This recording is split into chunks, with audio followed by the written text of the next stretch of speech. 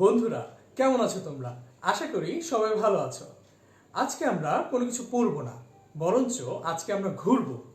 পৃথিবীতে যে সমুদ্রগুলো আছে, যে সাগরগুলো আছে, সেগুলোতে আমরা ঘুরবো। তার আগে তোমরা আমাকে বলে দাও, পাহাড় নাকি সমুদ্র, তোমাদের কোনটি ভালো লাগে? তোমরা কমেন্ট বক্সে জানিয়ে দাও, এবং একই সাথে তোমরা কে কোথা থেকে লাইভ ক্লাসটি দেখছো সেটি জানিয়ে দাও। বন্ধুরা, আজকে আমরা যে আহ, যে প্রসঙ্গটি সম্পর্কে জানবো বা যে টপিকটি সম্পর্কে জানবো সেটি বলার আগে একটি ছোট্ট ঘটনা বলি।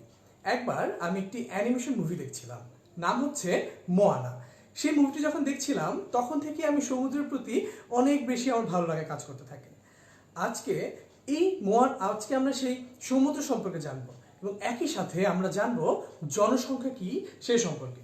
চলো বন্ধুরা, সে সম্পর্কে জেনে আসি। জানার আগে তোমরা কে কোথা থেকে ভিডিওটি দেখছো সেটি একটু কমেন্ট বক্সে জানিয়ে দাও।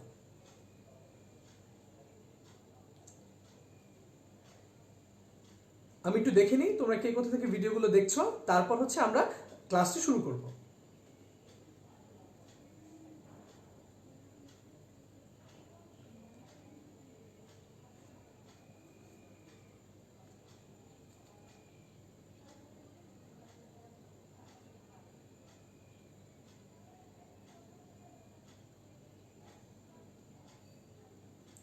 তোমরা একটু কমেন্ট করে জানিয়ে দাও, সেক্ষেত্রে হচ্ছে আমি বুঝতে পারবো। এবং আজকের চ্যাপ্টার নিয়ে তোমাদের কোনো পার্টে যদি সমস্যা থাকে, আজকে যে দুটো চ্যাপ্টার রয়েছে, চ্যাপ্টার 6 এবং 7, এই দুটো চ্যাপ্টারের কোথাও সমস্যা থাকলে সেটি তোমরা জানিয়ে দিতে পারো, সেইটি আমরা সমাধান করার চেষ্টা করব। আচ্ছা, সিমেন্স লিখেছে ঢাকা থেকে দেখছি। শাফি মাহমুদ সাগর দেখছে। আচ্ছা, তোমাদেরকে ধন্যবাদ। ইশতিয়াক আহমেদ দেখছে। শাহরিয়ার শাকিল লিখেছে ডুইং গুড, থ্যাংক ইউ ভাইয়া। এখন আমরা তাহলে পড়ায় চলে যেতে পারি। পড়ায় চলে যাওয়ার আগে তোমরা আমাকে একটা ছোট্ট প্রশ্নের উত্তর দাও। তোমাদের বই এটি কোনো প্রশ্ন না, বরঞ্চ বলো যে তোমাদের কোনটি বেশি ভালো লাগে, পাহাড় নাকি সমুদ্র? আচ্ছা, সাদীপ লিখেছে হ্যালো। হ্যালো ভাইয়া। ইশতিয়াক টাঙ্গাইল থেকে দেখছে। ঠিক আছে। আরেকটা ব্যাপার, এই লাইভটি দেখার সাথে সাথে তোমরা কিন্তু লাইভটিকে শেয়ার করে দাও, যাতে তোমাদের বন্ধুরা লাইভটি দেখতে পারে, লাইভ ক্লাসে অংশগ্রহণ করতে পারে। শাহরিয়ার শাকিলকে ধন্যবাদ। আমরা হচ্ছে ক্লাসে চলে যাব এখনই।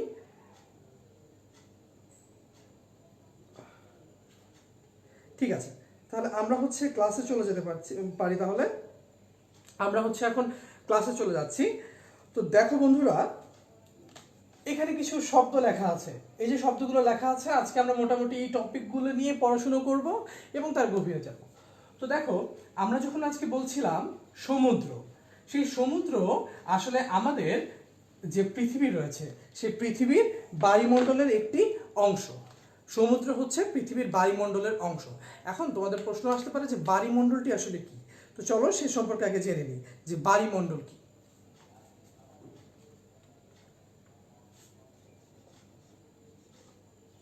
বায়ুমণ্ডল।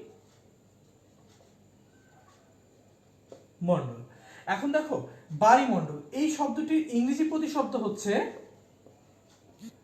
হাইড্রোস্ফিয়ার। এখন আমি যদি এই শব্দটিকে, এই ইংরেজি প্রতিশব্দটিকে ভাঙি, তাহলে আমি দুটো ভাগ পাবো। একটা হচ্ছে হাইড্রো, আরটা হচ্ছে স্ফিয়ার। এই হাইড্রোস্ফিয়ার তাহলে কি বোঝায় দেখো, হাইড্রো শব্দের অর্থ হচ্ছে পানি, এবং স্ফিয়ার শব্দের অর্থ হচ্ছে মণ্ডল। আমাদের পুরো পৃথিবীতে যে জলগুলো রয়েছে, যে জলরাশিগুলো রয়েছে, সেই জলরাশির অবস্থান ভিত্তিক যে বিন্যাস বা বিস্তরণ, সেটিকে আমরা বায়ুমণ্ডল হিসাবে অভিহিত করে থাকি। আমাদের যে সমুদ্র রয়েছে, আমাদের যে মহাসাগরগুলো রয়েছে, সেগুলো কিন্তু বায়ুমণ্ডলেরই এক একটি অংশ। এখন দেখো বন্ধুরা, আমরা আজকে বায়ুমণ্ডল সম্পর্কে জানলাম, এবং তোমরা মনে রাখবে যে আমাদের বায়ুমণ্ডলের যত পানি রয়েছে বায়ুমণ্ডলের অন্তর্ভুক্ত, তার 97% কিন্তু হচ্ছে লবণাক্ত। 97% লবণাক্ত বলতে বোঝায় এগুলো সবগুলি হচ্ছে সমুদ্রে, অর্থাৎ মহাসাগর, সাগর অথবা উপসাগরে পানিগুলো রয়েছে, এবং বাকি যে মাত্র 3% সেটুকু হচ্ছে মিঠা পানি। এই মিঠা পানির উৎসগুলো হচ্ছে নদী, হ্রদ, জলপ্রপাত, জীবমণ্ডল, বায়ুমণ্ডল, এগুলো। এখন আমরা মহাসাগর, সাগর এবং উপসাগর, এই তিনটি শব্দ বলেছি, এগুলো সম্পর্কে জানবো। দেখো আমরা হচ্ছে মহাসাগর, সাগর। প্রথমে হচ্ছে মহাসাগর, আমি তিনটি লিখি, মহাসাগর।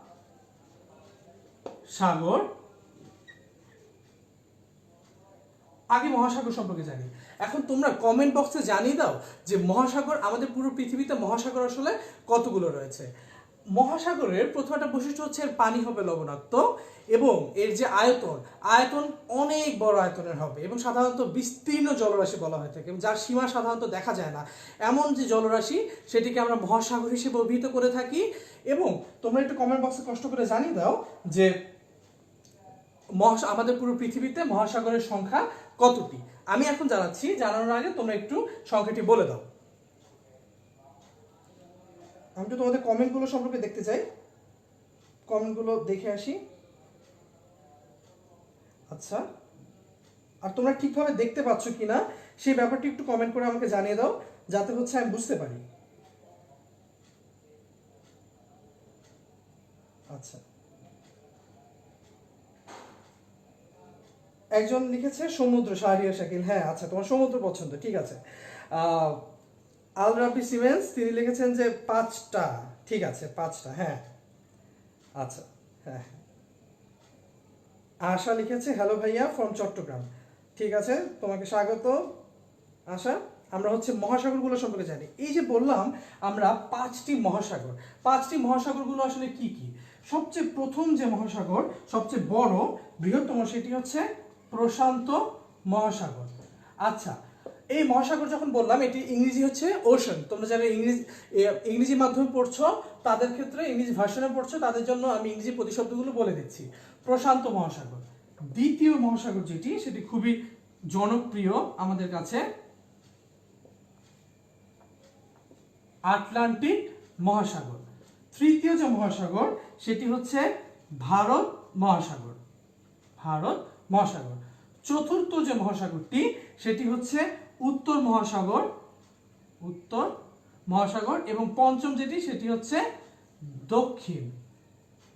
এখন দেখো, প্রশান্ত মহাসাগরের ইংরেজি হচ্ছে প্যাসিফিক ওশান, আটলান্টিকের ইংরেজি হচ্ছে আটলান্টিক ওশান, ভারত মহাসাগরের ইংরেজি হচ্ছে ইন্ডিয়ান ওশান, উত্তর মহাসাগরের ইংরেজি হচ্ছে আর্কটিক ওশান, আর দক্ষিণ মহাসাগরের ইংরেজি হচ্ছে অ্যান্টার্কটিক ওশান। আচ্ছা, আশা করি এগুলোর মধ্যে সবচেয়ে বড় কোনটি বা বৃহত্তম মহাসাগর কোনটি বা গভীরতম মহাসাগর কোনটি, সেটি কিন্তু তোমরা কমেন্ট বক্সে জানিয়ে দাও। আমি তোমাদের উত্তরটি দিচ্ছি, তার আগে তোমরা এই উত্তরটি তোমরা কমেন্ট বক্সে বলে দাও, দেখি কারটা সঠিক হয়। আচ্ছা, রাহিমা সালামাতুল্লাহ লিখেছে যে ক্লিয়ারলি দেখতে পাচ্ছি, ধন্যবাদ আপু। আশা লিখেছে ইংলিশ ভার্সন থেকে, ঠিক আছে। আমি ইংরেজি প্রতিশব্দগুলো বলে দিচ্ছি, আশা করছি সেক্ষেত্রে তোমার হচ্ছে সমস্যাগুলো সমাধান হয়ে যাবে। তোমরা একটু বলে দাও যে বৃহত্তম মহাসাগরটি আসলে কোনটি বা গভীরতম মহাসাগর কোনটি, ঠিক আছে। আচ্ছা, এখন আমরা মহাসাগর থেকে মহা শব্দটি উঠিয়ে দিব, আমরা খালি সাগর শব্দটুকু রাখবো, মহাসাগর থেকে সাগর শব্দটুকু রাখবো। এখন দেখো, তাহলে সাগর কি? মহাসাগর যেরকম অনেক বিস্তীর্ণ একটি জলরাশি এবং তার রাশি জলগুলো হচ্ছে, পানি হচ্ছে লবণাক্ত অর্থাৎ সল্টি ওয়াটার, তেমনি সাগরের পানি হচ্ছে লবণাক্ত। তবে মহাসাগরের তুলনায় সাগরের আয়তন এবং গভীরতা দুটি সাধারণত কম হয়ে থাকে। পৃথিবীর সবচেয়ে বড় যে সাগরটি রয়েছে, সেটা হচ্ছে ভূমধ্য সাগর। ভূমধ্য সাগরের আয়তন হচ্ছে যে আমাদের সবচেয়ে ছোট যে মহাসাগরটি রয়েছে, সেই ছোট মহাসাগরের 4/1 তাহলে বুঝতেই পারছো যে মহাসাগর থেকে সাগর কিন্তু অনেক ছোট হয়ে থাকে। তাহলে সাগর হচ্ছে মহাসাগর থেকে ছোট একটি জলরাশি। এখন আমরা সাগরের আগে একটা ছোট্ট শব্দ আনবো, সেটি হচ্ছে উপসাগর। কি আসলে তোমরা কি কোনো উপসাগরের নাম বলতে পারো? যদি বলতে পারো কমেন্ট বক্সে জানিয়ে দাও। আচ্ছা, একজন লিখেছে যে প্রশান্ত মহাসাগর। হ্যাঁ, প্রশান্ত মহাসাগর হচ্ছে গভীরতম মহাসাগর। অনয়কে ধন্যবাদ, ঠিক আছে। পাহাড় পর্বত দেখতে আসলাম, আমরা আজকে সাগর নিয়ে কথা বলবো। সাগরের ভিতর দেখি পাহাড় পর্বতটা পাই কিনা খুঁজে। আচ্ছা, উপসাগর। উপসাগর হচ্ছে 3 দিক থেকে ধরো এটি যদি তিন দিক হয়, তিন দিক থেকে আটকানো, তিন দিকে স্থল রাশি রয়েছে, এদিকে হচ্ছে জলরাশি, তাহলে এমন একটি যে জলরাশি সেটিকে আমরা বলে থাকবো হচ্ছে উপসাগর, যার তিন দিকে হচ্ছে সাধারণত, যার তিন দিকে ধরো এদিকে এদিকে এদিকে তিন দিকে সাধারণত হচ্ছে স্থল থাকে, তবে একদিকে স্থল থাকে না, সেই দিকটাকে আমরা উপসাগর বলি। এমন উপসাগর উদাহরণ হচ্ছে বঙ্গোপসাগর। তোমরা সবচেয়ে জনপ্রিয় একটি উপসাগর, সেটি আমাদের দেশের সাথে যেহেতু যুক্ত, সেটা হচ্ছে বঙ্গোপসাগর। এখন দেখো আমরা আরেকটি জিনিস সম্পর্কে জানবো, সেটি হচ্ছে হ্রদ।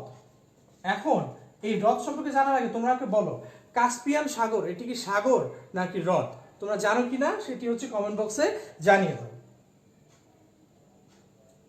উপসাগর কি? মুস্তাহিদুর রহমান লিখেছে উপসাগর হচ্ছে যে তিন দিকে যার স্থল থাকবে কিন্তু একদিকে যে বিস্তীর্ণ জলরাশি, কিন্তু অবশ্যই সেই জলরাশিটি সাগরের থেকে ছোট হবে, এমন একটি জলরাশিকে আমরা উপসাগর বলে থাকি। এখন দেখো হ্রদ, হ্রদ হচ্ছে এমন একটি জলরাশি যার চারদিকে হচ্ছে স্থল থাকবে, চারদিকে স্থল থাকবে এমন একটি হ্রদের সব পৃথিবীর সবচেয়ে জনপ্রিয় হ্রদ, সেই হ্রদের উদাহরণ হচ্ছে বৈকাল হ্রদ, যেটি রাশিয়া অবস্থিত। এছাড়া রয়েছে আমেরিকা এবং কানাডার মধ্যে রয়েছে সুপিরিয়র হ্রদ। এই হ্রদগুলো হচ্ছে খুবই জনপ্রিয় হ্রদের উদাহরণ। এখন আমরা আমাদের আজকে পড়ার যে সবচেয়ে গুরুত্বপূর্ণ টপিক, সেই টপিকটিতে আমরা চলে যাব। সেই যাওয়ার আগে হচ্ছে আমরা হচ্ছে সেই টপিকটিকে সেটি দেখবো। এখন আমরা আজকে যখন বললাম যে আমরা সমুদ্র সম্পর্কে জানবো, মনে রাখবে যে আমাদের সমুদ্র শুধুমাত্র সমুদ্র না, সমুদ্রের নিচে আমরা কিছু ভূমিরূপ দেখতে পাই, সেই ভূমিরূপগুলো কি কি সে সম্পর্কে আমরা জানবো। আচ্ছা, তোমরা তার আগে একটু বলে দাও যে তোমরা ঠিকভাবে দেখতে পাচ্ছ কিনা।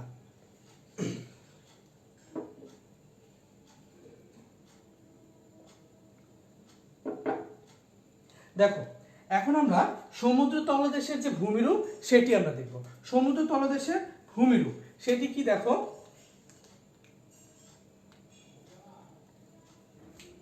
সমুদ্র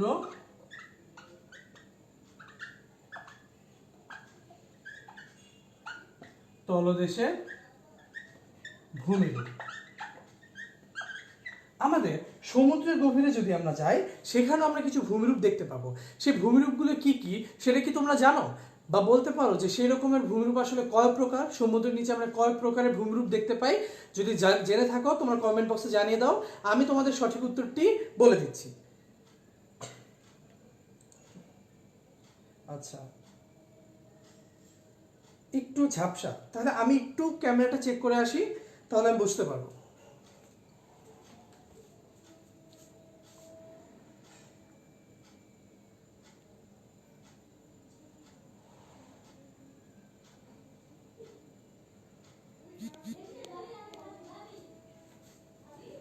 আচ্ছা, আমি আশা করছি যে তোমরা ঠিকভাবে দেখতে পাচ্ছ। তাহলে হচ্ছে দেখতে পাচ্ছ, তা আমরা হচ্ছে তাহলে আমাদের সমুদ্রের তলদেশে যে ভূমিরূপ সেই সম্পর্কে আমরা যাই। এখন হচ্ছে আমরা ভূমিরূপটি দেখব যে সমুদ্র তলদেশে আমরা কয় ধরনের ভূমিরূপ দেখতে পাই। সমুদ্রের তলদেশে আমরা হচ্ছে 5 ধরনের ভূমিরূপ দেখতে পাই। সেই ভূমিরূপগুলো কি কি? দেখো, সমুদ্র তলদেশে ভূমিরূপ, যে একজন দেখছিল ইংরেজি মাধ্যম থেকে, যে ইংরেজি ভার্সন থেকে যে দেখছিল, তার জন্য হচ্ছে আমি ইংরেজি প্রতিশব্দটি বলে দিই, topography of the ocean floor. ঠিক আছে, topography of the ocean floor.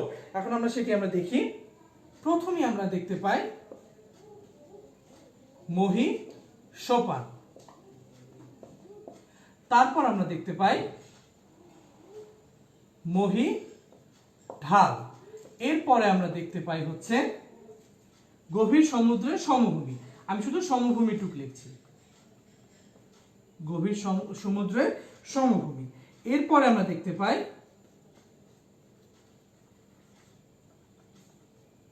নিমজ্জিত শৈলশিরা, এবং সবশেষে আমরা দেখতে পাই হচ্ছে গভীর সমুদ্র খাত, গভীর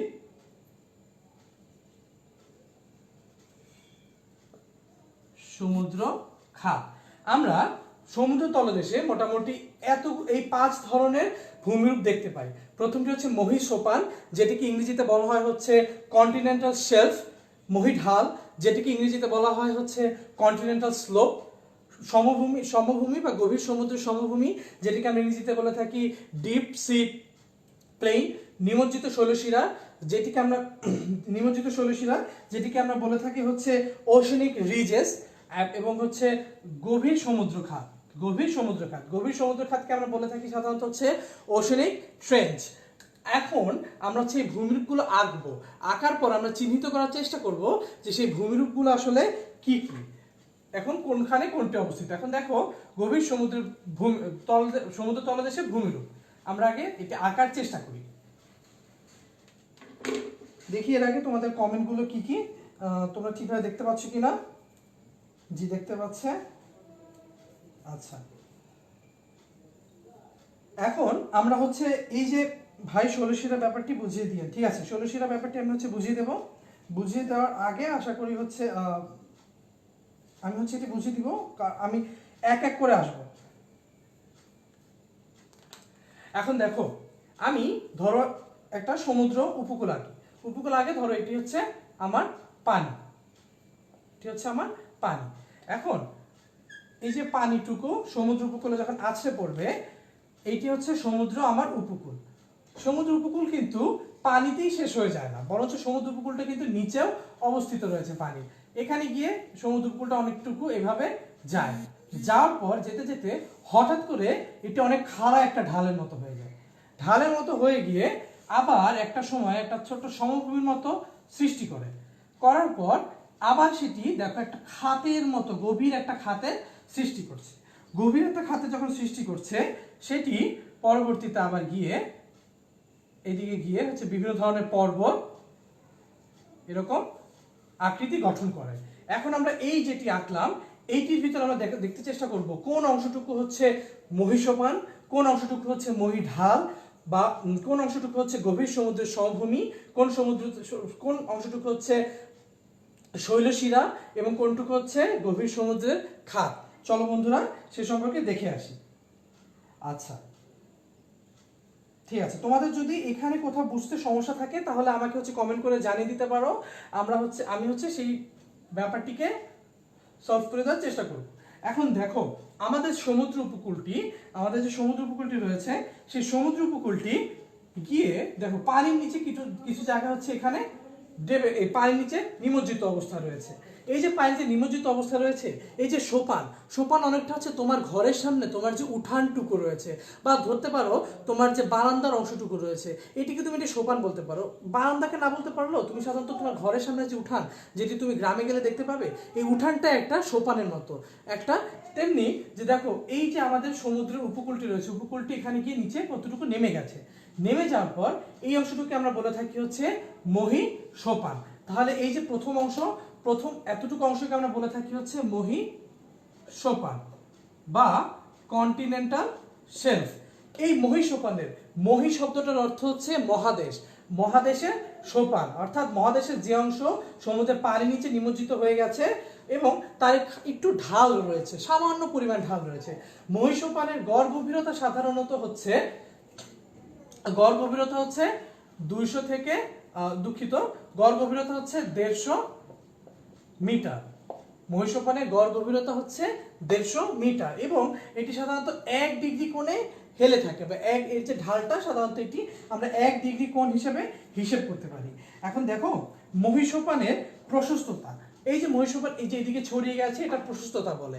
এখন আমাদের সমুদ্র উপকূলে যদি সমভূমি থাকে তাহলে মহীসোপান অনেক প্রশস্ত হয়, তবে এই উপকূলে যদি হচ্ছে একটি পর্বত থাকতো বা মালভূমি থাকতো, সেক্ষেত্রে আমাদের মহীসোপানটা আরো কম হতো, প্রশস্ততা সাধারণত অল্প একটু হতো, ঠিক আছে। তো যদি হচ্ছে আমার একটা সমভূমি থেকে যদি মহীসোপান বের হয়, সেটির প্রশস্ততা সাধারণত বেশি হয়। তবে যদি উপকূলে যদি পর্বত থাকে, পাহাড় থাকে বা মালভূমি থাকে, সেক্ষেত্রে এই প্রশস্ততা সাধারণত কমে যায়। এখন দেখো আমরা মহীসোপান ব্যাপারটি জানলাম, এবং জানলাম মহীসোপানে গড় হচ্ছে পরবর্তী মহির ঢাল, সেই মহির ঢালটি জানবো। জানার আগে আমি ক্যামেরাটি একটু ঠিক করে আসছি।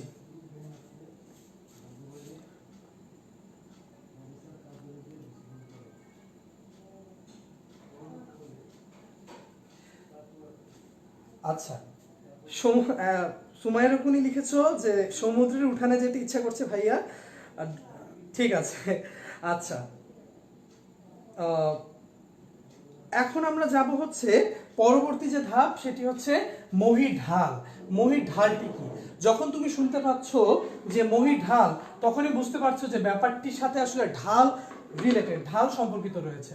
তাহলে আমি যদি লিখি মহি ঢাল, মহি ঢাল কি? মহি মানে হচ্ছে মহাদেশ এবং ঢাল মানে হচ্ছে স্লোপ, অর্থাৎ দেখো এই যে পাহাড় আর কি, এই পাহাড়ের দিকে একটা ঢাল রয়েছে, তেমনি আমাদের এই সোপানটা যেতে যেতে হঠাৎ করে একটা সময় একটা খাড়া ভাবে নিচে নেমে যায় সমুদ্রে। এটি কিন্তু সমুদ্রের তলদেশে, সমুদ্রের তলদেশে এরকম নেমে যায়। যখন এটি নেমে যায় তখন সেটিকে আমরা বলে থাকি হচ্ছে মহি ঢাল।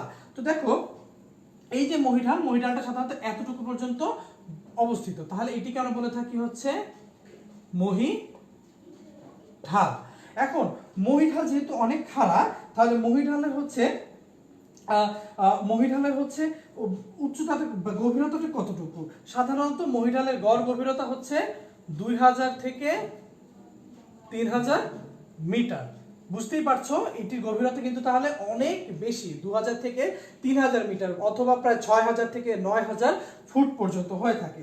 এখন দেখো এই যে মহি ঢাল রয়েছে, যেহেতু এটি একটি খাড়া ঢাল, এর প্রশস্ততা কম হবে, এটি খুব স্বাভাবিক। এটির প্রশস্ততা বা গড় প্রশস্ততা সাধারণত হয়ে থাকে 16 থেকে, আর এটি হয়ে থাকে 16 থেকে 32 কিলোমিটার পর্যন্ত। তাহলে দেখো মহিঢালের প্রশস্ততা কিন্তু খুবই কম হয়ে থাকে। এখন দেখো মহিঢালের প্রকৃতি বা মহিঢালের যে ভূমিরূপ বা উপরে যে ভূপ্রকৃতি সেটি কিন্তু খুবই বন্ধুর। বন্ধুর বলতে কি বোঝায়? খুবই উঁচু নিচু। কারণ কি? যেহেতু এটা খুবই উঁচু, এর উপরে অনেক ধরনের পর্বতমালা রয়েছে, অনেক ধরনের আমার যে জীব দুঃখিত জীবজন্তু যে দেহাবশেষ পলি সেগুলো জমে এই মহিঢালের উপর যে ভূপ্রকৃতি সেটিকে অনেকটি হচ্ছে বন্ধুর প্রকৃতি করে তুলেছে বা অনেক উঁচু নিচু প্রকৃতি করে তুলেছে। তাই যতটা এখানে সোজা দেখছো আসলে অতটুকু সোজা না, অতটা মসৃণও না। তো দেখো মহিঢাল ব্যাপারটি আমরা জানলাম। এখন আমরা আরো সমুদ্রের গভীরে যাব। সমুদ্রের গভীরে কতটুকু যাব? এই যে দেখো এই অংশটুকু দেখতে পাচ্ছ তোমরা, কতটুকু সমভূমির মতো অংশ, এটি হচ্ছে গভীর সমুদ্রের সমভূমি। গভীর সমুদ্রের এই যে সমভূমিটি রয়েছে, সেই সমভূমিটি গড় গভীরতা, আমরা হচ্ছে গভীর সমুদ্রের সমভূমিতে এসেছি। দেখো আমরা সমুদ্র থেকে বলেছিলাম যে আজকে আমরা সমুদ্রের গভীরে যাব। অলরেডি আমরা 150 মিটার থেকে 2000 থেকে 3000 মিটার থেকে এখন আমরা আরো গভীরে সমুদ্রে চলে এসেছি।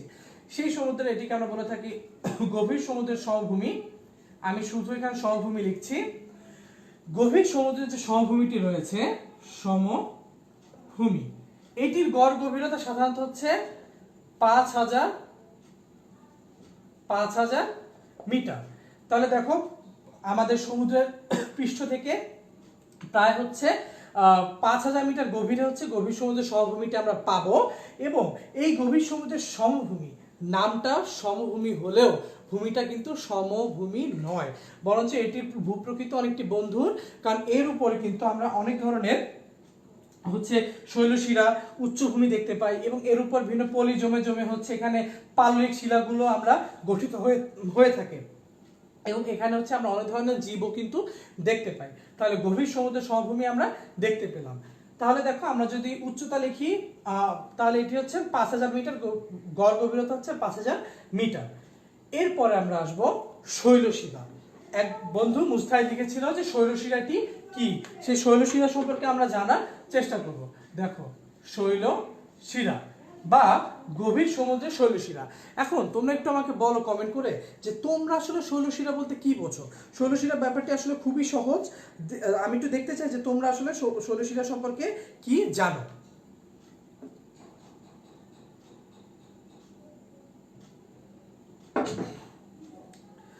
আচ্ছা দেখো শৈলশিরা, তোমরা এখানে যখন আমি কিছু পর্ব দেখেছিলাম, এই যে আমাদের তোমরা কি জানো যে সমুদ্রের গভীরেও আমাদের যে সমুদ্র রয়েছে, সেই সমুদ্রের গভীরেও কিন্তু হচ্ছে আগ্নেয়গিরি রয়েছে। সেই আগ্নেয়গিরিগুলো থেকে অগ্ন্যুৎপাত হয়ে থাকে। এই সমুদ্রের গভীর থেকে যে আগ্নেয়গিরি রয়েছে সেই আগ্নেয়গিরিগুলো থেকে দাঁড়াও দেখো অগ্ন্যুৎপাত হয়ে থাকে। এই অগ্ন্যুৎপাত হয়ে গিয়ে আমাদের লাভাগুলো জমা হয় এবং এই লাভাগুলো জমা হয়ে এরকম হচ্ছে আমাদের ভূমিরূপ গঠন করে বা ভূমিরূপ। সেই লাভাগুলো তোমরা কিন্তু মনে আছে কিনা যে আগ্নেয়গিরির অগ্ন্যুৎপাত থেকে কিন্তু পর্বতের সৃষ্টি হতে পারে। তেমনি ভাবে এই লাভাগুলো থেকে এই আগ্নেয়গিরিগুলো থেকে উদ্গীরিত লাভা পরবর্তীতে জমে গিয়ে যখন পর্বতের সৃষ্টি করে, শৈলশিরা বলতে বোঝায় আসলে পর্বতের যে শিরাগুলো রয়েছে, পর্বতের যে মাথাগুলো রয়েছে সেগুলো। কিরকম দেখো, আমি যদি একটি পর্বত আঁকি, এখানে যদি অনেকগুলো পর্বত আঁকি, এই পর্বতগুলো দেখো একটা মাথা রয়েছে না, এই সবগুলোকে আমরা বলে থাকি হচ্ছে শৈলশিরা। আমি আরেকটু স্পষ্ট করে যদি আঁকি, দেখো আমাদের যে পাহাড়গুলো রয়েছে বা পর্বতগুলো রয়েছে, দেখো এটি মাথা একটা শিরা, যেগুলো এটিকে আমরা বলে থাকি গভীর সমুদ্রের, এগুলোকে বলে থাকি শিরা বা শৈলশিরা। আর যেটি সমুদ্রের নিচে রয়েছে, আমাদের সমুদ্রের নিচেও কিন্তু পর্বত রয়েছে, সেই পর্বতগুলোর যে মাথাগুলো রয়েছে, সেই পর্বতগুলোর যে মাথাগুলো রয়েছে সেগুলো হচ্ছে আমরা গভীর সমুদ্রের শৈলশিরা হিসেবে অভিহিত করে থাকি। তো দেখো আমাদের আটলান্টিক মহাসাগরে আমরা একটা বড় একটা খুবই জনপ্রিয় শৈলশিরা দেখতে পাই, যেটিকে আমরা বলে থাকি মিড আটলান্টিক রিজ, ঠিক আছে, বা গভীর সমুদ্রের শৈলশিরা। এই শৈলশিরাগুলো হচ্ছে আমরা তার মানে বুঝতে পারলাম শৈলশিরা হচ্ছে পর্বতের যে মাথাগুলো, অর্থাৎ আমাদের সমুদ্র তলদেশে নিমজ্জিত যে পর্বত, সেই পর্বতগুলোর মাথাগুলো একসাথে মিলে আমাদের এই শৈলশিরাগুলো তৈরি করেছে। শৈলশিরা মানে হচ্ছে পর্বতের প্রান্ত ভাগ, একেবারে মাথার যে ভাগগুলো সেগুলো একসাথে। এখন দেখো আমরা শৈলশিরাতে কি, তাহলে এগুলো হচ্ছে শৈলশিরা, শৈলশিরা। এখন দেখো আমরা সমুদ্রের একেবারে গভীরে যাব, সেই গভীরের জায়গাটি কোনটি সেটি আমরা দেখবো। দেখো আমাদের সমুদ্রে দেখো কোনো একটি অংশ খুবই একেবারে নিচে নেমে গেছে, এই যে জায়গাটি নিচে নেমে গেছে বা একেবারে যে সবচেয়ে গভীর খাতের মতো অংশ তৈরি করেছে, সেটিকে আমরা বলে থাকি গভীর সমুদ্র খাত। তাহলে এখন আমরা জানবো হচ্ছে গভীর সমুদ্র খাত সম্পর্কে। গভীর সমুদ্র খাত। এখন দেখো গভীর সমুদ্র খাত, এই যে আমাদের একেবারে যে সবচেয়ে ধারওয়ালা অংশ, একদম সবচেয়ে গভীর যে অংশটুকু, সেগুলোকে আমরা বলে থাকি গভীর সমুদ্র খাত। তাহলে এই যে অংশটুকু সেটি হচ্ছে আমাদের সমুদ্র খাত। সমুদ্র খাত, এটিকে ইংরেজিতে বলা হয়ে থাকে ওশেনিক ট্রেঞ্চ। এখন দেখো তোমরা কি জানো যে সবচেয়ে জনপ্রিয় একটি সমুদ্র খাত কোনটি? সবচেয়ে জনপ্রিয় একটি সমুদ্র খাত হচ্ছে মারিয়ানা ট্রেঞ্চ, যার গভীরতা হচ্ছে প্রায় 10,000 মিটারেরও 10,870 মিটার, যেটি কিনা আটলান্টিক মহাসাগরে অবস্থিত, যেটি হচ্ছে আমাদের প্রশান্ত মহাসাগরে অবস্থিত। তাহলে দেখো আমরা যে আমাদের সমুদ্রের তলদেশে যে আমরা ভূমিরূপগুলো দেখতে পাই সেগুলো সম্পর্কে জেনে গেলাম। একটি হচ্ছে মহীসোপান, প্রথমেই দেখতে পাই, তারপর দেখতে পাই মহীর ঢাল, তারপর দেখতে পাই গভীর সমুদ্রের সমভূমি, তারপর আমরা দেখতে পাই গভীর সমুদ্রের শৈলশিরা বা নিমজ্জিত শৈলশিরা, নিমজ্জিত বলতে পানি নিচে আছে বলে নিমজ্জিত। এরপর দেখতে পাই আমরা সমুদ্র খাত। এখন দেখো আমরা যে আমাদের সমুদ্রের নিচে আমরা কি কি থাকে সেটি জেনে গেলাম। এখন আমরা আবার সমুদ্রের গভীর থেকে আমরা বাইরে চলে আসব। এখন আমরা সমুদ্র পৃষ্ঠে চলে আসব। সমুদ্র পৃষ্ঠে যে সমুদ্র স্রোতগুলো তৈরি হয়ে থাকে সেই স্রোতগুলো সম্পর্কে জানবো, সেই স্রোত সম্পর্কে জানবো। দেখো সমুদ্র স্রোত।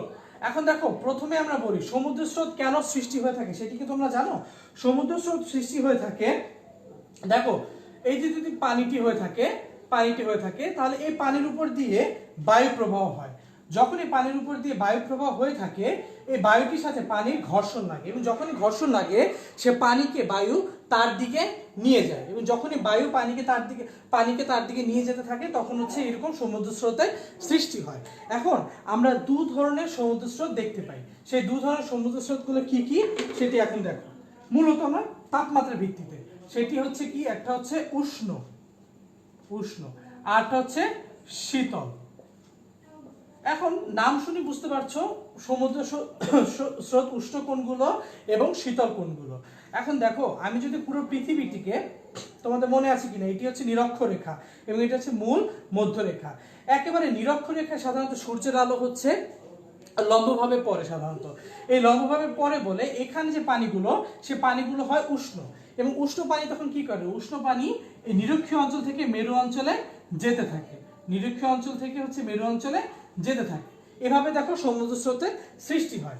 আবার এই যে দুই মেরু অঞ্চল, একটা হচ্ছে উত্তর নর্থ আর একটা হচ্ছে সাউথ দক্ষিণ, এই উত্তর এবং দক্ষিণের যে পানিগুলো রয়েছে সেই পানিগুলো হচ্ছে শীতল হয়ে থাকে। সেই পানিগুলো যখন এই পানিগুলো এখান থেকে যায়, এগুলো সাধারণত সমুদ্রের পৃষ্ঠ থেকে যায়, অর্থাৎ উপর থেকে যায়। আর এখান থেকে যে পানিগুলো রয়েছে সেগুলো সমুদ্রের তলদেশ থেকে, অর্থাৎ এই উপরের থেকে নিচের দিকে, নিচে ভিতরের দিক থেকে নিরক্ষীয় অঞ্চলের দিকে আসে। দেখো তাহলে কি হচ্ছে ব্যাপারটা, নিরক্ষীয় অঞ্চল থেকে উষ্ণ স্রোত মেরু অঞ্চলের দিকে যায়, মেরু অঞ্চল থেকে শীতল স্রোত নিরক্ষীয় অঞ্চলের দিকে আসে, এবং এভাবেই মূলত আমাদের সমুদ্র স্রোতগুলো সৃষ্টি হয়ে থাকে।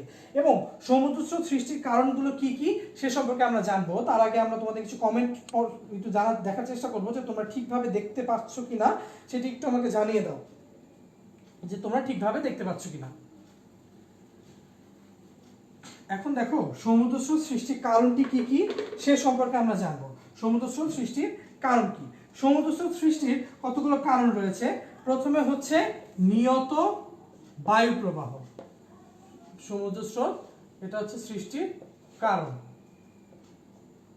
একটু স্পষ্ট করে লিখি, কারণ নিয়ত বায়ু প্রবাহ। দেখো আমাদের যে প্রথমে বলেছিলাম বায়ু প্রবাহ হচ্ছে সমুদ্র স্রোত সৃষ্টির সর্বপ্রধান কারণ। কারণ যখনই বায়ু সমুদ্রের উপর দিয়ে হচ্ছে প্রবাহিত হয় তখন একটা ঘর্ষণ বলের সৃষ্টি হয়। এই ঘর্ষণ বলের মাধ্যমে সে সমুদ্র স্রোতের সৃষ্টি করে। এরপরে যেটি সেটি হচ্ছে পৃথিবীর আহ্নিক গতি।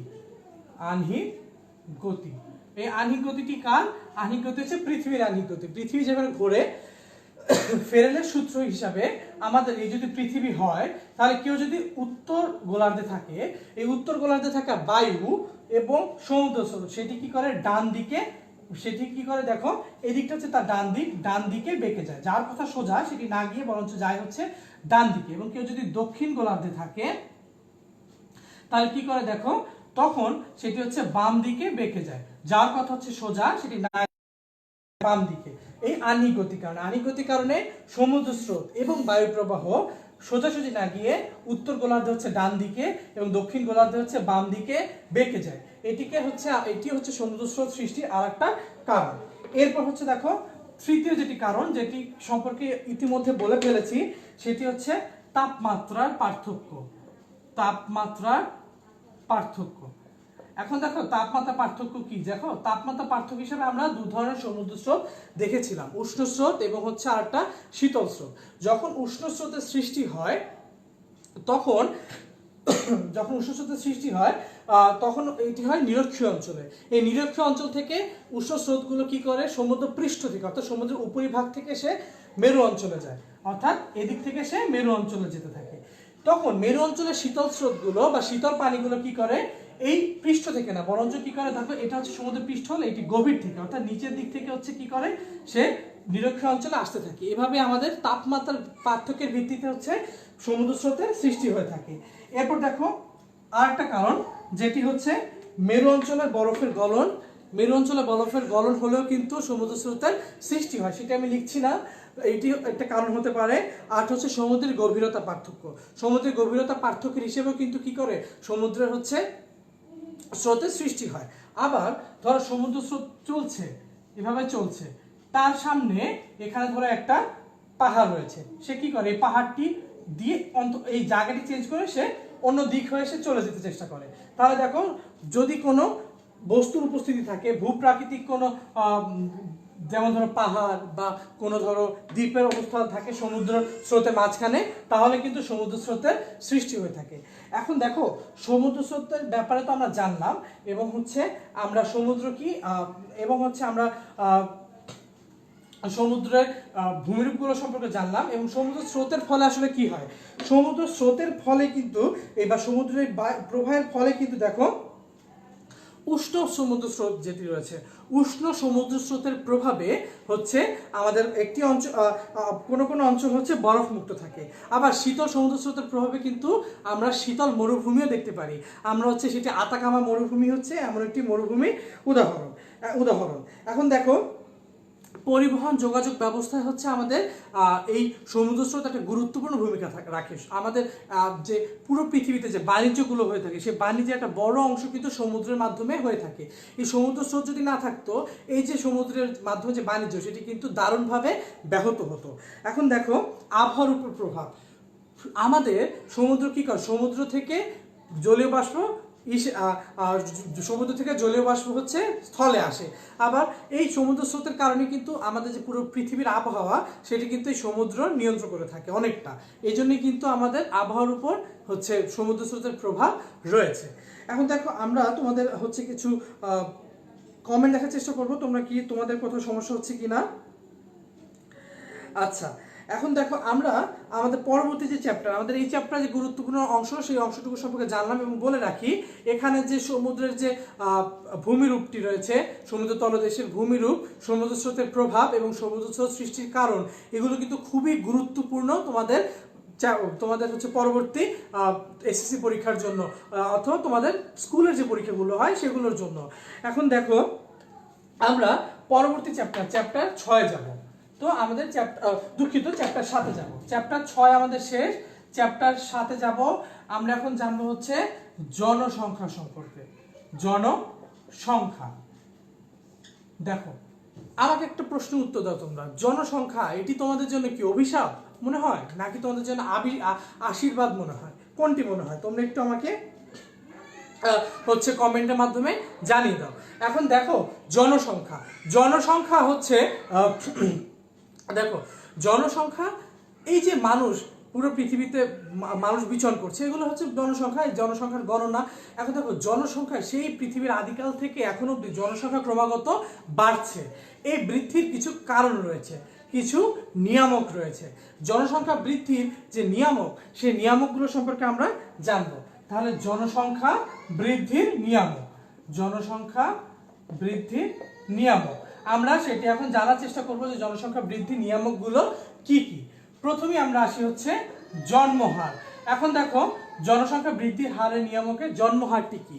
জন্মহার সেটি হচ্ছে দেখো জন্মহারটি কি সেটি আমরা একটু জানার চেষ্টা করি। একটা দেশে প্রতি বছরই কিন্তু নতুন নতুন শিশু জন্মাচ্ছে। এই যে প্রতি বছরে নতুন নতুন শিশু জন্মাচ্ছে, এই নতুন শিশুগুলো জন্মানোর যে জন্মাচ্ছে, এই সংখ্যাটিকে আমরা জন্মহার হিসাবে অভিহিত করে থাকি। তবে সেটিকে কিছু হিসাব করার কিছু গাণিতিক পদ্ধতি রয়েছে। সেই গাণিতিক পদ্ধতির একটা হচ্ছে স্থূল জন্মহার। যে সাধারণ যে জন্মহারের হিসাব সেটি সাধারণত লাগে না বা সেটি সাধারণত ব্যবহার করে না, যেটি ব্যবহার করে সেটি সাধারণত হচ্ছে স্থূল জন্মহার। সেই স্থূল জন্মহারটি কি সেটি সম্পর্কে আমরা জানবো। দেখো স্থূল জন্মহারটি কি। স্থূল জন্মহার হচ্ছে একটা নির্দিষ্ট বছরে জন্মিত সন্তান, নিচে হচ্ছে বছরের মধ্যবর্তী জনসংখ্যা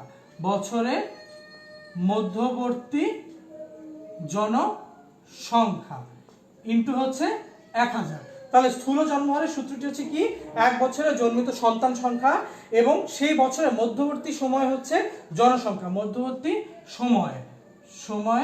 জনসংখ্যা এবং হচ্ছে গুণ হচ্ছে 1000। তাহলে এটিকে হচ্ছে আমরা জনসংখ্যা বৃদ্ধি স্থূল জন্মহার হিসেবে বলে থাকি। দেখো যে দেশে জন্মহার বেশি সে দেশের কিন্তু জনসংখ্যা বৃদ্ধির হারটিও বেশি। দ্বিতীয় সেটি হচ্ছে মৃত্যুহার। এখন আমি হচ্ছে এটিকে এই অল্প একটু মুছবো, পুরোটুকু মুছবো না। দ্বিতীয় যেটি নিয়ামক সেটি হচ্ছে মৃত্যুহার সম্পর্কে বুঝতে পারছো যে দেখো যে দেশে যখন একটা দেশে প্রতি বছরই মানুষ মারা যাচ্ছে, বিভিন্ন কারণে মারা যাচ্ছে, কারো কারো স্বাভাবিক মৃত্যু হচ্ছে, কেউ দুর্ঘটনা পতিত হয়ে মারা যাচ্ছে, এই সবগুলো কারণকে আমরা মৃত্যু হার হিসেবে অভিহিত করে থাকি। এখন মৃত্যু হারও কিন্তু আমরা হিসেব করে থাকি একটা গাণিতিক মডেলের মাধ্যমে। সেটি কিভাবে দেখো, সেটি হচ্ছে স্থূল মৃত্যুহারটি কি দেখো, স্থূল মৃত্যুহার হচ্ছে এক বছরে মৃত মানুষের সংখ্যা, এক বছর যতজন মানুষ মারা গেছে সেই সংখ্যাটি এবং বছরের মধ্যবর্তী সময়ের জনসংখ্যা গুণ 1000। এইভাবে কিন্তু এই সূত্রের মাধ্যমে আমরা স্থূল মৃত্যুহারের যে সংখ্যা সেই সংখ্যাটি আমরা বের করতে পারবো। এখন দেখো আমাদের তৃতীয় যে নিয়ামক, সেই তৃতীয় নিয়ামকটি সম্পর্কে আমরা জানবো। তৃতীয় নিয়ামকটি কি, সেটি হচ্ছে অভিবাসন। অভিবাসনটি কি সেটি আমরা দেখি, চলো। অভিবাসন কি সে সম্পর্কে আমরা জানবো। অভিবাসন, এখন দেখো আমরা হচ্ছে জনসংখ্যার ব্যাপার যখন বলছিলাম তখন হচ্ছে আমরা অভিবাসন সম্পর্কে জেনেছি। এখন আমরা অভিবাসন সম্পর্কে আমরা জানবো। জন্মহার সম্পর্কে জানলাম, মৃত্যুহার সম্পর্কে জানলাম। মৃত্যুহার যে দেশে যত কম সে দেশে কিন্তু তখন জনসংখ্যা বৃদ্ধির হারটিও বেশি হয়ে থাকে। তো দেখো অভিবাসন কিভাবে প্রভাব ফেলে। অভিবাসন, অভিবাসন কি, ধরো তোমার তুমি বাংলাদেশ থেকে গিয়ে কানাডায় গিয়ে থাকলে, এই যে থাকছো, অথবা তুমি পড়াশোনা করতে গেলে, এই যে পড়াশোনা করতে গেলে এটি হচ্ছে অভিবাসন। আবার তুমি ধরো এক জায়গা থেকে, দেশের এক জায়গা থেকে আরেক জায়গায় গেলে, এটিকে অভিবাসন হিসেবে আমরা অভিহিত করে থাকি। আবার বাংলাদেশে রোহিঙ্গারা জোরপূর্বকভাবে মিয়ানমার বাংলাদেশের দিকে রোহিঙ্গাদের ঠেলে পাঠিয়েছে, এটিও এক ধরনের অভিবাসন। আমরা এখন দেখব অভিবাসন আসলে কয় ধরনের হতে পারে। প্রকৃতি অনুযায়ী অভিবাসন আসলে দুই ধরনের, একটা হচ্ছে অবাধ, একটা হচ্ছে অবাধ, আরটা হচ্ছে জোরপূর্বক। জোরপূর্বক। তো অবাধ অভিবাসনটি কি, দেখো কি, যে কেউ যদি নিজের ইচ্ছায় বা স্বেচ্ছায় এক স্থান থেকে আরেক স্থানে গমন করে সেটিকে আমরা বলে থাকবো হচ্ছে অবাধ অভিবাসন। জোরপূর্বক অভিবাসনটি কি, দেখো জোরপূর্বক অভিবাসনটি হচ্ছে যখন এই যে ধরো রোহিঙ্গারা বাধ্য হয়ে সেই তাদের নিজের দেশ ছেড়ে বাংলাদেশে এসেছে, তো তার জন্য সেটিকে আমরা বলে থাকি হচ্ছে জোরপূর্বক অভিবাসন। এটি হয়ে থাকে রাজনৈতিক কারণে, হতে পারে সাম্প্রদায়িক কারণে। এখন দেখো আমরা যখন অভিবাসন কথা বলছি, যারা জোরপূর্বক আসে, এই জোরপূর্বক এসে যারা অন্য কোনো নিজের দেশ ছেড়ে অন্য কোনো ভূখণ্ডে গিয়ে স্থায়ীভাবে বসবাস করে তাদেরকে আমরা বলে থাকি উদ্বাস্তু। আর যারা স্থায়ীভাবে বসবাস করে না, বরঞ্চ একটা নির্দিষ্ট সময়ের জন্য বসবাস করে বা সাময়িক সময়ের জন্য বসবাস করে, তাদেরকে আমরা বলে থাকি শরণার্থী। তোমাদের জন্য প্রশ্ন হচ্ছে, তোমরা বলো রোহিঙ্গারা শরণার্থী নাকি উদ্বাস্তু, সেটা তোমরা কমেন্ট বক্সে জানিয়ে দাও। আচ্ছা, অভিবাসন আরো দু রকমের হতে পারে জায়গার ভিত্তিতে। তো দেখো জায়গার ভিত্তিতে হতে পারে রাষ্ট্রের অভ্যন্তরে, আবার হতে পারে হচ্ছে দেশের বাইরে। এখন দেখো অভিবাসনের কারণেও জনসংখ্যা বৃদ্ধি হয়ে থাকে বা জনসংখ্যা কমেও যেতে পারে। তো দেখো এখন আমরা এগুলো সম্পর্কে জানো। এখন দেখো বাংলাদেশের জনসংখ্যার একটা যে সমস্যা, এটা তো তোমরা জানো যে বাংলাদেশের জনসংখ্যা কিন্তু একটা সমস্যা হিসেবে অভিহিত হয়েছে। তো সেটি কি করেছে, দেখো বাংলাদেশের জনসংখ্যার সমস্যা, সেটি আমরা সমাধান করার চেষ্টা করব। এটি বলেছিলাম বাংলাদেশে জনসংখ্যা সমস্যা। বাংলাদেশে জনসংখ্যা বাংলাদেশের জন্য মোটেই হচ্ছে আশীর্বাদ নয়, বরঞ্চ সেটি হচ্ছে একটি অভিশাপ স্বরূপ। কারণ বাংলাদেশে পুরো প্রতি কিলোমিটারে বর্গ কিলোমিটার প্রায় 1015 জন বসবাস করে। উন্নত দেশের তুলনায় এই সংখ্যাটি অনেক অনেক বেশি।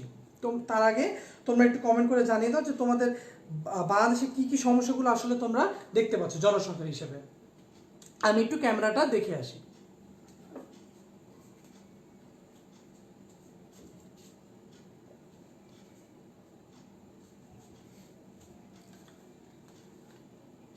দেখো বন্ধুরা, বাংলাদেশের জন্য জনসংখ্যাটা সমস্যা হয়ে গেছে।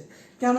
বাংলাদেশের জনসংখ্যা যত বাড়ছে, এই জনসংখ্যার সমস্যা জানার আগে আমি একটা জিনিস জানাতে চাই, যেটি হচ্ছে জনসংখ্যার ঘনত্ব।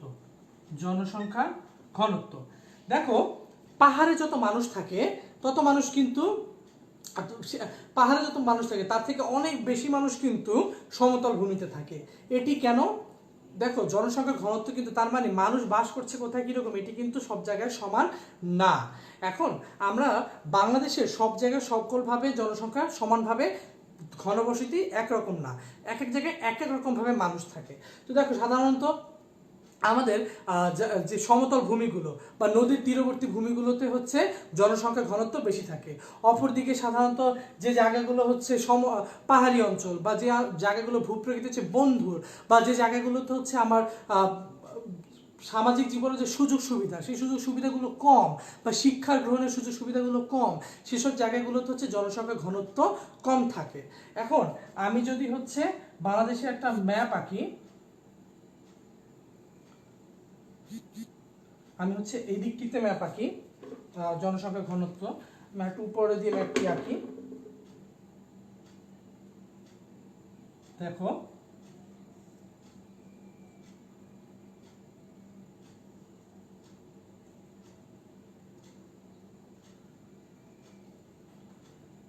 ম্যাপটি আঁকি, তাহলে দেখো এখন আমাদের সাধারণত এই অঞ্চল, পাহাড়ি অঞ্চলগুলো এইদিকে, এই অঞ্চলগুলোতে বা এই পাহাড়ি অঞ্চলগুলোতে সাধারণত জনসংখ্যার ঘনত্ব কম থাকে, এবং এই যে মাঝের যে অঞ্চলগুলো রয়েছে এই মাঝের অঞ্চলগুলোতে জনসংখ্যার ঘনত্ব বেশি থাকে।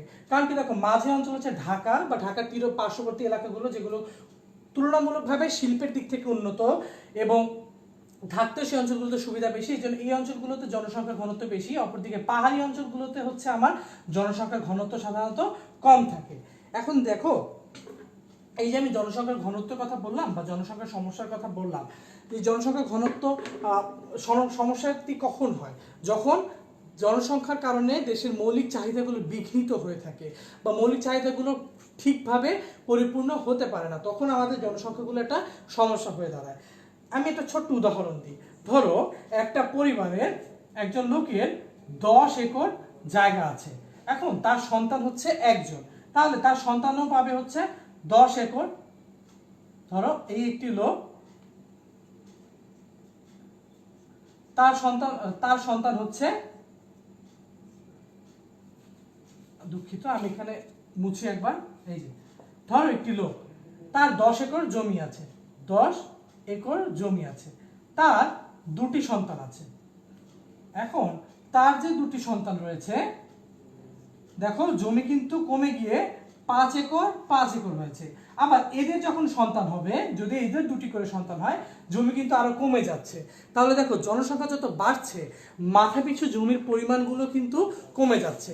এটি কিন্তু খুবই ভয়ানক একটি সমস্যা, এবং এই সমস্যাটির কারণে কিন্তু আমাদের দেখো জনসংখ্যার সমস্যা ফলে কি হয়, দেখো মাথাপিছু জমি হ্রাস পায়, মাথা পিছু জমি হ্রাস পায়। মাথাপিছু জমি যেভাবে হ্রাস পায়, সেজন্য কিন্তু কৃষিভূমিও হ্রাস পায়। কৃষিভূমি যখন হ্রাস পায়, তখন কিন্তু হচ্ছে আমাদের বেকার সমস্যা দেখা যায়।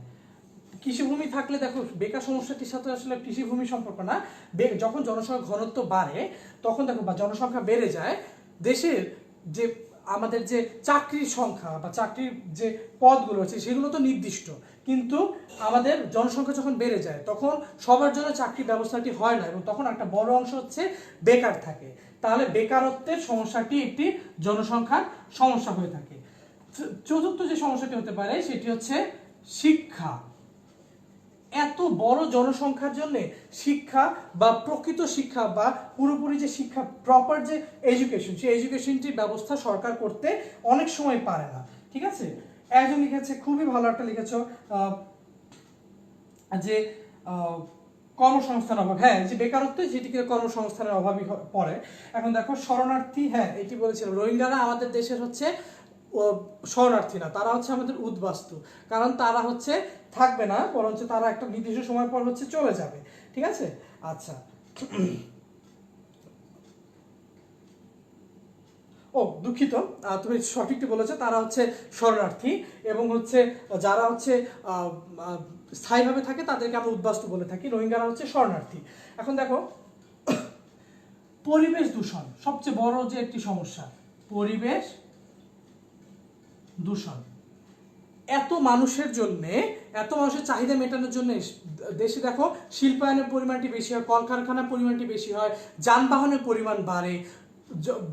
পরিমাণ বাড়বে, তারপর দেখো ঘরবাড়ির সংখ্যা বাড়বে, ঘরবাড়ির সংখ্যা বাড়লে পয় নিষ্কাশনের এই ব্যাপারটি কিন্তু বেড়ে যাবে। যখন এগুলো বেড়ে যাবে তখন কিন্তু দেখো আমাদের পরিবেশ দূষণটিও বেশি হয়ে থাকে। এভাবে কিন্তু জনসংখ্যার কারণে কিন্তু অনেকগুলো সমস্যা আমাদের একসাথে চলে আসে। চতুর্থ আরেকটি বড় সমস্যা, সেটি হচ্ছে চিকিৎসা। দেখো ধরো আমাদের দেশে প্রতি 10 জন মানুষের জন্য একজন ডাক্তার রয়েছে, ধরে নিলাম। ঠিক আছে, এখন আমাদের 10 বছর পর ডাক্তারের সংখ্যা অত বাড়বে না, কিন্তু জনসংখ্যা তো বেড়ে যাবে। তখন দেখো প্রতি 20 জনের জন্য একজন ডাক্তার, এখন একজন ডাক্তার যদি 20 জন দেখে, সেটা তার জন্য কিন্তু সমস্যা। সেক্ষেত্রে কিন্তু তারা কিন্তু ঠিকভাবে চিকিৎসা পাবে না রোগীগুলো, এভাবে কিন্তু চিকিৎসার ক্ষেত্রে একটা সমস্যা দেখা যায়। তাহলে দেখো মাথাপিছু আয়ও কিন্তু হ্রাস পায় যখন হচ্ছে, তাহলে আমি মাথাপিছু আয় হ্রাস না লিখে আমি লিখি হচ্ছে আয় হ্রাস পায়। পুরো মানুষের হচ্ছে এই যে মাথাপিছু আয়, এই আয়ের পরিমাণটিও কিন্তু হ্রাস পেতে পারে, তার সাথে কিন্তু বেকারত্বের সমস্যাটি খুব গভীরভাবে সম্পর্কযুক্ত। তাহলে দেখো বাংলাদেশের জনসংখ্যার সমস্যার কারণে কি কি সমস্যা হয়ে থাকে, এছাড়া আরো সমস্যা রয়েছে, যে সমস্যাগুলো তোমরা কমেন্ট বক্সে আমাকে জানাতে পারো। এখন দেখো আমরা জনসংখ্যার সমস্যার সমাধানে কি করতে পারি। জনসংখ্যার সমস্যার সমাধান, আমরা সমাধানটি সেটি কি আমরা জানি কিনা, তোমরা কি কোনো সমাধান জানো? সেই সমাধানটি তোমরা হচ্ছে কমেন্ট বক্সে জানিয়ে দিতে পারো। দুঃখিত, আমি হচ্ছে এটি লিখছি সমাধান। সমাধান, জনসংখ্যার সমস্যার সমাধানে কি কি করতে হবে দেখো, শিক্ষা প্রসার। দেখো আমাদের দেশে জনসংখ্যার সবচেয়ে বড় একটা জনসংখ্যা বৃদ্ধির একটা অন্যতম বড় সমস্যা হচ্ছে শিক্ষার অভাব। শিক্ষার অভাব কি দেখো, আমরা এটি বিশ্বাস করি সৃষ্টি করেছেন যিনি, জন্ম দিয়েছেন তিনি, খাওয়াবেন তিনি, অর্থাৎ সৃষ্টিকর্তার উপর নির্ভর করে বসে থাকি। অবশ্যই সৃষ্টিকর্তা আমাদের খাওয়াবেন, কিন্তু আমরা তো তার ভরসায় আমরা অনেক সন্তান নিতে পারি না। আমাদের যে এই গ্রামে এই সমস্যাটি অনেক প্রকট হয়ে থাকে শিক্ষার অভাবে, বা প্রকৃত শিক্ষার অভাবে হচ্ছে অনেকে অনেক বেশি সন্তানাদি নিয়ে থাকেন, এর ফলে কিন্তু জনসংখ্যা উত্তরোত্তর বাড়ছে। তো আমাদের শিক্ষার প্রসারটি যদি হয়ে থাকে তাহলে মানুষ কিন্তু সচেতন হবে। দ্বিতীয়টি হচ্ছে আইন প্রয়োগ। এখন আমরা কি ধরনের আইন প্রয়োগ করতে পারি দেখো, যেমন আমরা বলতে পারি যে 2টি সন্তানের বেশি নয়, একটি হলে ভালো হয়, এমন একটি বা আইনকে আমরা বলে দিতে পারি 2টি সন্তানের বেশি আমরা নিতে পারবো না। অথবা বিয়ের যে বয়সটি রয়েছে, যেমন বিয়ের বয়স এখন রয়েছে মেয়েদের ক্ষেত্রে 18 বছর এবং ছেলেদের ক্ষেত্রে রয়েছে 21 বছর, এটিকে যদি বাড়িয়ে আমরা ছেলেদের ক্ষেত্রে 25 বছর করি, মেয়েদের ক্ষেত্রে যদি আমরা এটি 24 অথবা 21 বছর করি, সেক্ষেত্রে কিন্তু আমাদের জনসংখ্যা বৃদ্ধির হারটি কমানো যাবে এবং এই জনসংখ্যার সমস্যাটি কিন্তু অনেকাংশে কমানো যাবে। তো দেখো তৃতীয় যেটি, সেটি হচ্ছে পরিবার পরিকল্পনা। পরিবার পরিকল্পনা, আমাদের পরিবার পরিকল্পনার মাধ্যমে কিন্তু জনসংখ্যার সমস্যাটি আমরা সমাধান করতে পারি। চতুর্থ যেটি, সেটি হচ্ছে দেখো শিক্ষার প্রসার বলেছে অর্থনৈতিক উন্নয়ন। অর্থনৈতিক উন্নয়ন এটি সবচেয়ে গুরুত্বপূর্ণ। অর্থনৈতিক উন্নয়ন কেন দেখো এটি সবচেয়ে বেশি গুরুত্বপূর্ণ, একটা মানুষের যদি অর্থনৈতিক উন্নয়ন হয় সে তখন শিক্ষা গ্রহণ করতে উদ্বুদ্ধ হয়, যখন সে শিক্ষা গ্রহণ করে তখন সে সচেতন হয়, বেশিরভাগ সময় সচেতন হয়, এবং একজন শিক্ষিত মানুষ তখন জনসংখ্যা বৃদ্ধির সমস্যাটি সম্পর্কে উপলব্ধি করতে পারবে এবং সে তখন জনসংখ্যার সমস্যাটি সম্পর্কে ভাববে এবং তখন সে অতিরিক্ত সন্তানাদি গ্রহণ করবে না। সামাজিক নিরাপত্তা নিশ্চিত করা। সামাজিক নিরাপত্তা নিশ্চিত করার ব্যাপারটি কি দেখো, সামাজিক নিরাপত্তা নিশ্চিত করা। এখন দেখো সামাজিক নিরাপত্তা নিশ্চিতের ব্যাপারটি আসলে কি। সামাজিক নিরাপত্তা নিশ্চিতের ব্যাপারটি হচ্ছে অনেকে মনে করে যে আমি বুড়ো হয়ে গেলে আমাকে কে দেখভাল করবে, এই ভয়ে সে হচ্ছে তখন কি করে যে অনেক সন্তানাদি নেয় বা অধিক পুত্র সন্তান আসায় অনেক সন্তানাদি নিলে পরে সে ভাবে বৃদ্ধ বয়স অথবা আমি ঠিকভাবে থাকতে পারবো বা আমাকে দেখভালের জন্য কেউ না কেউ থাকবে। এই ব্যাপারটি আমাদের সমাজ থেকে দূর করতে হবে, আমাদের সামাজিক নিরাপত্তার ব্যাপারটি নিশ্চিত করতে হবে। কিভাবে বয়স্ক ভাতা চালু করা যেতে পারে, এভাবে কিন্তু আমরা হচ্ছে জনসংখ্যার সমস্যাটা সমাধান করতে পারবো। যদি আমরা জনসংখ্যার সমস্যা সমাধান করতে পারি বা এই পদ্ধতিগুলোকে আমরা প্রয়োগ করি, সেক্ষেত্রে আমরা খুব সহজেই আমাদের যে জনসংখ্যার অতিরিক্ত চাপ, সেই চাপটি থাকবে না এবং একটা নির্দিষ্ট সময় পরে আমাদের দেশের জনসংখ্যাটা অভিশাপ না বরঞ্চ একটা আমাদের জন্য আশীর্বাদ হিসেবে এসে পড়বে।